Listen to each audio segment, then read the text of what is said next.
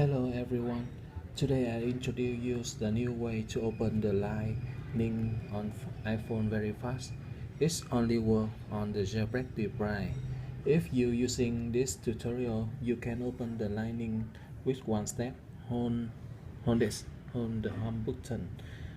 Yes, very easy. So here's my tip. First, you go to the activator application.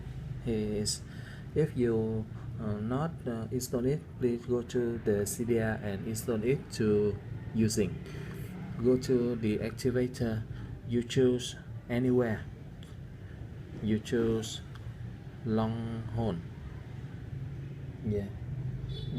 For the next screen, you scroll down to the list and choose to flat line. Yeah, after you choose it, you can testing it. Yeah, you can hold this one on. Yeah, the flat lining you can hold again and it turn off. Yeah, very easy. So this is my first video. Thank you.